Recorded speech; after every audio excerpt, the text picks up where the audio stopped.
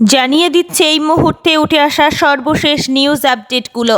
সিরিয়ায় ভয়াবহ গাড়ি বোমা বিস্ফোরণে হতাহত ৩৫। এক রাতে ইউক্রেনের শতাধিক ড্রোন ভূপাতিত করার কথা জানালো রাশিয়া। দক্ষিণ আফ্রিকায় তহবিল বন্ধের হুঁশিয়ারি ট্রাম্পের। উদ্ধার অভিযান শুরুর পর গাজায় নিহতের সংখ্যা দাঁড়িয়েছে ৬২,০০০-এ। আসছি বিস্তারিত খবরে। সিরিয়ার উত্তরে আলেপ্পোতে ভয়াবহ এক গাড়ি বোমা বিস্ফোরণে অন্তত ২০ জন নিহত এবং ১৫ জন আহত হয়েছেন। সোমবার আলেপ্পোর উত্তর পূর্বাঞ্চলের মানবিজ শহরে বিস্ফোরণটি ঘটে। স্থানীয় সূত্রে বরাত নিয়ে ইরানি বার্তা সংস্থা মেহের নিউজ জানিয়েছেন, একটি গাড়ির কাছে এই শক্তিশালী বোমা বিস্ফোরণ ঘটে। গাড়িটি কর্মরত নারী ও কিশোরীদের বহন করছিল। ঘটনার পরপরই সিরিয়াল সিভিল ডিফেন্সের অ্যাম্বুলেন্স ও উদ্ধারকারী যান ঘটনাস্থলে পৌঁছে আহতদের চিকিৎসা দিতে শুরু করে। বিস্ফোরণের তীব্রতা এত বেশি ছিল যে আশেপাশের ভবনও ক্ষতিগ্রস্ত হয়েছে বলেই জানিয়েছে স্থানীয় সূত্র। তবে এখনও পর্যন্ত কোনো সংগঠন এই হামলার দায় স্বীকার করেনি। সিরিয়ার সরকারি কর্তৃপক্ষ এখনও আনুষ্ঠানিক কোনো বিবৃতি দেয়নি, যদিও বিস্ফোরণের কারণ অনুসন্ধানে তদন্ত চলছে। এদিকে বাশার আল আসাদ সরকারের পতনের পর এ ঘটনায় দেশটিতে নতুন করে অস্থিরতা ছড়িয়ে পড়তে পারে বলেই আশঙ্কা করা হচ্ছে। আসছি পরবর্তী খবরে। ইউক্রেনের শতাধিক ড্রোন ভূপাতিত করেছে রাশিয়া। বুধবার রাশিয়ায় প্রতিরক্ষা মন্ত্রণালয় থেকে বলা হয়, রাতে ইউক্রেনের এই ড্রোন হামলায় কয়েকটি বাড়িঘর ক্ষতিগ্রস্ত হয়েছে এবং অন্তত একজন আহত হয়েছেন। টেলিগ্রামে দেওয়া এক বার্তায় মন্ত্রণালয় থেকে আরও বলা হয়, গত রাতে ইউক্রেনের মানুষবিহীন মোট ১০৪টি আকাশযান অনুপ্রবেশ করেছিল এবং আমাদের আকাশ প্রতিরক্ষা ব্যবস্থা সেগুলো ধ্বংস করেছে। অল্প কয়েকটি সমলেনেক্স টার বেলগোরদ ও অন্যান্য এলাকায় ভূপতিত করা হয়। বেলগোরদের গভর্নর ভিয়াচেস গ্লাদকভ বলেছেন, একটি অ্যাপার্টমেন্ট ব্লকে হামলায় একজন বেসামরিক নাগরিক আহত হয়েছেন। ইউক্রেনের সামরিক বাহিনী বলেছে, রাশিয়াও তাদের দেশে রাতভর ড্রোন হামলা চালিয়েছে। ফলে ইউক্রেনের বিভিন্ন অঞ্চলে রাতে আকাশ হামলার সাইরেন বেজেছে। প্রায় ৩ বছর ধরে ইউক্রেন যুদ্ধ চলছে। যুদ্ধে প্রায় প্রতিদিন দুই দেশ পরস্পরের অঞ্চলে ড্রোন হামলা করছে। যুদ্ধক্ষেত্রের পরিবর্তে বেসামরিক অঞ্চল এতে বেশি ক্ষতিগ্রস্ত হয়। ড্রোন হামলা আটকাতে উভয় দেশ নিজেদের আকাশ প্রতিরক্ষা ব্যবস্থা মোতায়েন করে রেখেছে। আসছি পরবর্তী খবরে। ফিলিস্তিনের গাজায় ইসরায়েলের আগ্রাসনে ৬১,৭০৯ জন নিহত হয়েছেন। এই ঘটনায় কয়েক হাজার ফিলিস্তিন এখনও নিখোঁজ। ধারণা করা হচ্ছে তারা আর বেঁচে নেই। এসব নিখোঁজ ব্যক্তির সংখ্যা হালনাগাদ করে মৃতদের তালিকায় অন্তর্ভুক্ত করেছে গাজার হামাস নিয়ন্ত্রিত সরকার। হামলায় ১,১১,৫৮৮ জন আহত হয়েছেন বলেই জানিয়েছে তারা। গাজা সরকারের তথ্য বিভাগের প্রধান সালামা মারুফ এক সংবাদ সম্মেলনে সব তথ্য জানান। তিনি বলেন, ইসরায়েলের হামলায় নিহত ৭৬% ফিলিস্তিনির মরদেহ উদ্ধার করে বিভিন্ন হাসপাতালে আনা হয়েছে।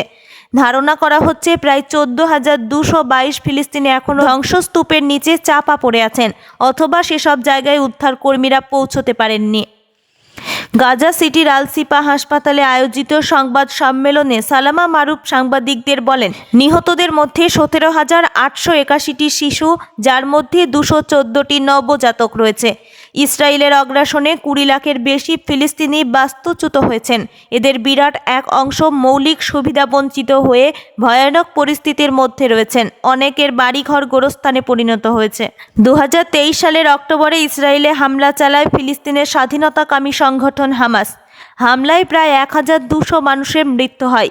বন্দি করে গাজায় নিয়ে যাওয়া হয় ২৫০ জনকে।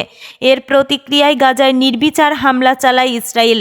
১.৫ বছর ধরে চালানো হলো স্থল ও বিমান হামলায় গাজা এখন প্রায় বিরানভূমি। গত মাসে হামাস ও ইসরায়েলের মধ্যে বহুল প্রতীক্ষিত সাময়িক যুদ্ধবিরতি চুক্তি কার্যকর হয়।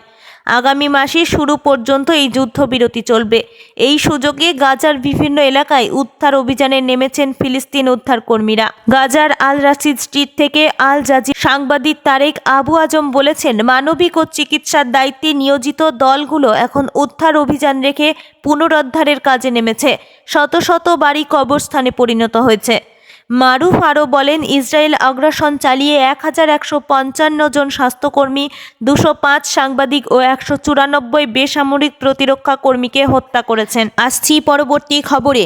এবার দক্ষিণ আফ্রিকায় তহবিল বন্ধের ঘোষণা দিয়েছেন মার্কিন প্রেসিডেন্ট ডোনাল্ড ট্রাম্প। দ্বিতীয় দফায়ও তার নিশানায় পড়েছে দেশটি। এক শ্রেণীর মানুষের সঙ্গে দক্ষিণ আফ্রিকায় ভীষণ বাজে ব্যবহার করা হয়েছে বলেই অভিযোগ তুলে সহায়তা বন্ধের হুঁশিয়ারি দিলেন তিনি। সোমবার ব্রিটিশ বার্তা সংস্থা রয়টার্স এই খবর জানিয়েছে।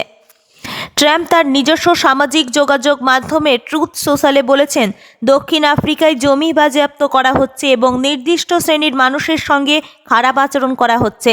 তিনি আরও বলেছেন, যুক্তরাষ্ট্র কোনোভাবেই এটা মেনে নেবে না, এর বিরুদ্ধে পদক্ষেপ গ্রহণ করবে। এর জন্য এর বিরুদ্ধে পূর্ণ তদন্ত না হওয়া পর্যন্ত আগামী দিনে সব ধরনের সহায়তা বন্ধ করা হবে।